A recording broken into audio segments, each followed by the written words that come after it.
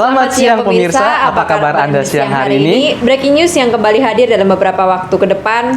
Kami akan menghadirkan sejumlah rangkaian berita yang telah kami rangkum dan menarik untuk Anda. Bersama saya Dini Wining Tias dan rekan saya Genta Satria. Berita pertama, BPOM berikan izin vaksin Sinovac. Badan Pengawas Obat dan Makanan BPOM resmi mengeluarkan izin penggunaan darurat atau Emergency Use Authorization vaksin COVID-19 Sinovac.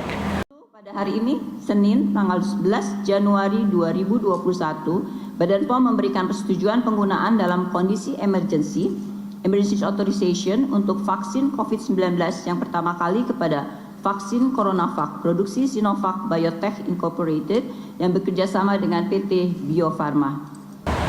Berita kedua, aktivitas vulkanik Gunung Merapi di perbatasan Jawa Tengah dan Yogyakarta terus meningkat. Pada Rabu siang petang terhitung ada 8 kali luncuran awan panas. Luncuran awan panas ini terekam kamera pengembangan teknologi kebencanaan geologi Yogyakarta. Luncuran awan panas ini terekam kamera pengamat milik Balai Penyelidikan dan Pengembangan Teknologi Kebencanaan Geologi Yogyakarta. Luncuran awan panas terjadi sebanyak 8 kali pada periode pukul 12 siang hingga 18 petang. Rangkaian guguran awan panas Gunung Merapi mencapai 1.500 meter ke arah barat daya. Hingga saat ini, status Gunung Merapi masih berada di level 3 atau siaga. Sementara potensi bahaya saat ini berupa guguran lava dan awan panas pada sektor selatan dan barat daya hingga sejauh maksimal 5 km. Sedangkan lontaran material vulkanik bila terjadi letusan eksplosif dapat menjangkau radius 3 km dari puncak. Berita ketiga, banjir yang terjadi di Kudus, Jawa Tengah, akibat jebolnya tanggul Sungai Gelis di Desa Pasuruan Lor, Kecamatan Jati, Kudus, terus meluas ke 4 desa di 2 kecamatan. Ketinggian air di jalan dan perkampungan mencapai 30-70 cm. Namun sejumlah warga masih enggan untuk mengungsi. Banjir yang terjadi sejak Jumat tanggal 1 bulan 1 tahun 2021 dini hari, terus meluas ke 4 desa, yakni Desa Pasuruan Lor di Kecamatan Jati, Desa Setro Kalangan, Desa Kedungdowo, dan Desa Banget di Kecamatan Kaliwungu, Kudus, Jawa Tengah. Namun sejumlah warga masih enggan untuk mengungsi dan tetap bertahan di rumah untuk menjaga harta bendanya.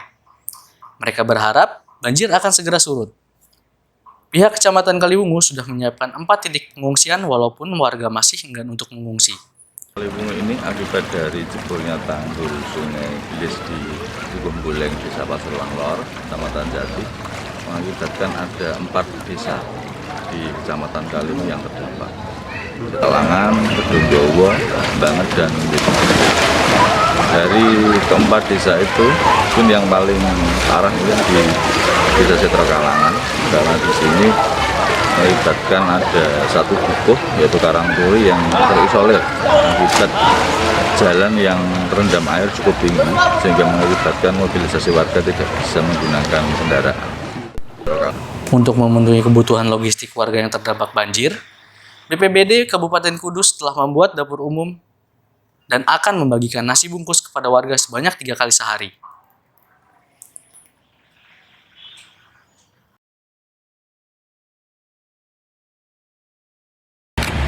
Berita keempat, pemakaman Oki Bisma 29 tahun diwarnai isak tangis keluarga.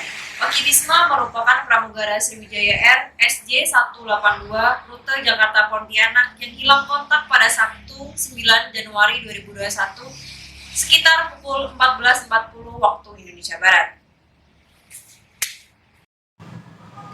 Jenazah Oki berhasil teridentifikasi oleh tim Disaster Victim Identification atau DVI lewat pencocokan sidik jari antemortem dan postmortem. Selanjutnya, pemakaman Oki berlangsung pada Kamis 14 Januari 2021 di TPU Balai Kambang, Keramat Jati, Jakarta Timur. Prosesi pemakaman dimulai sekitar pukul 10.15 waktu Indonesia Barat dan dihadiri oleh sanak keluarga serta pihak Sriwijaya Air. Dia bergabung di kita dari tahun 2015 misalnya ya. Dia inisial dari Sriwijaya, artinya dia memang pendidikan sampai kelulusan semua di Sriwijaya. Dia sosok yang ceria. Ya, dia orang yang memang rajin, siap membantu teman-temannya, apalagi itu untuk tugas operasional. Ya, dia tidak punya catatan buruk apapun selama pekerjaannya. sampai terakhir kemarin dia melaksanakan tugas ke Pontianak. Selama proses pemakaman, Alda Reva selaku istri Oki tak kuasa menahan tangisnya. Kisahnya semakin terdengar ketika peti jenazah suaminya memasuki liang lahat. Selain itu, pihak Sriwijaya Air yang datang ke prosesi pemakaman turut memberikan support untuk Alda dan mengungkapkan bila Oki merupakan sosok yang sangat humoris. Berita kelima, suasana haru selimuti acara tabur bunga oleh keluarga korban Sriwijaya Air SJ182. Suasana haru menyelimuti acara tabur bunga yang dilakukan oleh keluarga korban kecelakaan pesawat Sriwijaya Air pada Jumat, tanggal 22 bulan Januari tahun 2021. Nampak keluarga korban menabur kelopak bunga ke perairan dari atas kapal. Keluarga korban bersama tim manajemen Sriwijaya Air dan tim SAR serta awak media bertolak dari dermaga JCT-2 Tanjung Priok menuju Pulau Lancang dan Pulau Laki menggunakan KRI Semarang. Acara tabur bunga dilakukan untuk memberi penghormatan kepada para korban pesawat Sriwijaya Air SJ182 yang jatuh di perairan Kepulauan Seribu pada Sabtu tanggal 9 bulan Januari tahun 2021 lalu. Ada 37 orang perwakilan korban yang mengikuti acara tabur bunga pada saat itu. Acara tabur bunga oleh keluarga korban dilakukan setelah operasi SAR pesawat Sriwijaya Air SJ182 ditutup. Keputusan penghentian operasi SAR tersebut diambil pada Kamis kemarin. Berita ke-6, Joe Biden dan Kamala Harris resmi dilantik menjadi Presiden dan Wakil Presiden Amerika Serikat. Joe Biden memberikan pidato pertamanya sebagai Presiden Amerika Serikat pada Rabu 20 Januari 2021. Setelah mengangkat sumpah sebagai Presiden Amerika Serikat di Gedung Capitol, Washington DC, Amerika Serikat, dalam pidatonya Biden meminta seluruh rakyat Amerika Serikat untuk bersatu. Dia berbicara tentang tantangan-tantangan yang akan dihadapi pemerintahannya termasuk pandemi virus corona dan kebangkitan supremasi kulit putih. Dengan adanya tantangan itu, Biden mengatakan dia akan menghadapinya dan pemerintahannya akan mengalahkan setiap rintangan. Dia mengulangi sumpah kampanyenya untuk memulihkan jiwa masa depan Amerika sambil menekankan bahwa aksi nyata diperlukan lebih dari sekedar kata-kata. Biden menyerukan rakyat Amerika Serikat untuk lebih saling menghormati satu sama lain di dalam kehidupan bermasyarakat. Dia mengatakan bahwa persatuan diperlukan untuk kebesaran Amerika Serikat. Biden juga berjanji untuk menjadi presiden untuk semua orang Amerika Serikat, termasuk mereka yang tidak mendukungnya. Biden dilantik sebagai presiden oleh Ketua Mahkamah Agung John Roberts, sementara Harris dilantik sebagai wapres oleh Hakim Mahkamah Agung Sonia Sotomayor.